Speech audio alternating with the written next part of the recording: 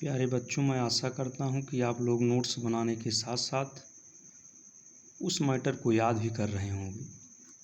आइए हम इरिगेशन नामक चैप्टर को पढ़ते हैं। पिछले वीडियो में आपको इरिगेशन से संबंधित कई बिंदुओं पर चर्चा किया गया, उसकी डिफिनीशन बताई गई। हमारा नया एक टॉपिक है नीड ऑफ इरिगेशन। आइए इसके विषय में हम लोग चर्चा करते हैं। बिना सिंचाई के प्रबंध के फसलों का सफल उत्पादन संभव नहीं है। जैसा कि हमने आपको बताया है कि जो भारत की औसत वार्षिक वर्षा है वह 120 सेंटीमीटर है, और इस वर्षा को नापने के लिए हम एक विशेष प्रकार के उपकरण का प्रयोग करते हैं, जिसको हम कहते हैं रेनगेज वर्षा मापी यंत्र।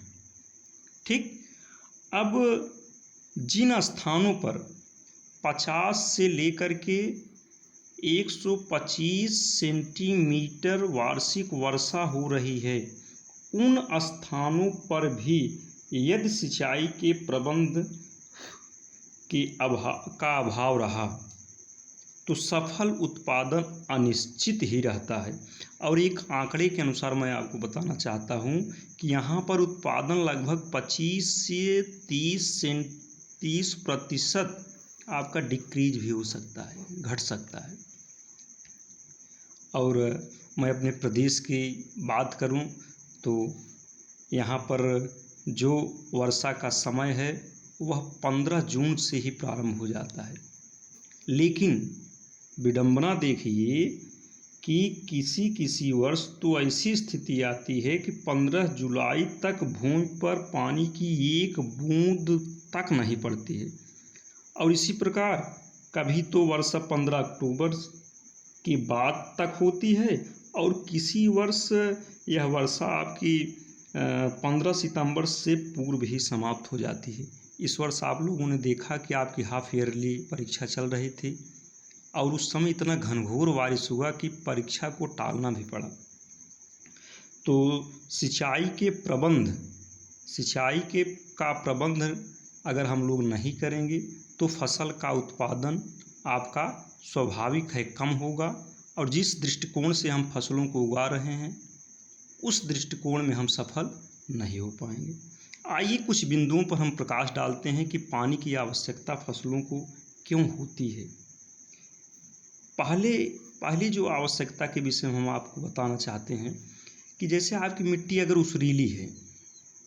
अगर आपकी मिट्टी उसरीली है तो इसमें कुछ हानिकारक साल्ट पाए जाते हैं, हार्मफुल साल्ट पाए जाते हैं, जैसे आपका मैग्नीशियम हुआ, आपका सोडियम हुआ, आपका बोरान हुआ। अगर हम सिंचाई करेंगे ऐसे मृदा में, ऐसे खेत में, तो यह सिंचाई के माध्यम से जो हानिकारक साल्ट हैं लीचिंग के माध्यम से वह ज़मीन की निचली सतह पर चले जाते हैं, और हमारी मिट्टी जो उसरीली है यह काफ़ी हद तक सुधर भी जाती है।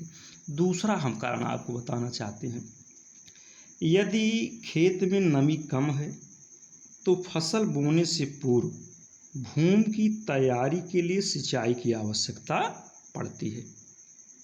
अब क्यों पड़ती है? ताकि कड़ी मिट्टी मुलायम हो जाए और जुताई को हम आसानी से कर सकें, और जो आपका जर्मिनेशन है सीड का वह भी सुचारू रूप से होता रहे। और अगला कारण है कि अगर ठंडी का समय है और पाले का प्रकोप अधिक है तो ऐसी दशा में अगर हम सिंचाई कर देंगे तो पाले से बचाव भी संभव है। चौथा जो नीड ऑफ इरिगेशन के विषय में चौथे पॉइंट पर, तो सघन फसल चक्र अपनाने के लिए अधिक पानी की आवश्यकता पड़ती है। जैसे आपका मल्टीपल क्रॉपिंग, बहुफसली खेती तभी संभव है जब सिंचाई के साधन उपलब्ध हों।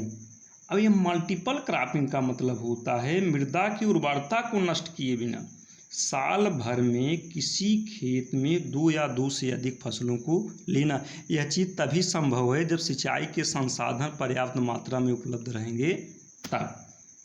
अगला हम अगर अगले बिंदु पर चर्चा करें, जैसे आपका 5वां है, कुछ फसलें ऐसी होती हैं जिनको अधिक पानी की आवश्यकता होती है, जैसे आपका पैडी हुआ, शुगर केन हुआ, शुगर केन आपका हुआ।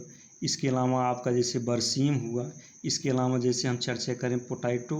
इसके अलावा तमाम आपकी कुकुर बिटेसी यानी कि कुष्मांड गर्मी वाली सब्जियां हैं, इत्यादि तमाम प्रकार की फसलें हैं।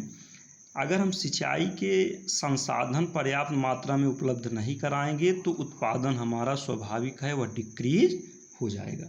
कुछ महत्वपूर्ण बिंदु रहे जिनके आधार पर हम कह सकते हैं कि नीड ऑफ इरिगेशन, सिंचाई की आवश्यकता होती है। ये सब बिंदु रहे। अगले टॉपिक पर मैं आपको हिस्ट्री ऑफ इरिगेशन के विषय में चर्चा करूँगा। धन्यवाद।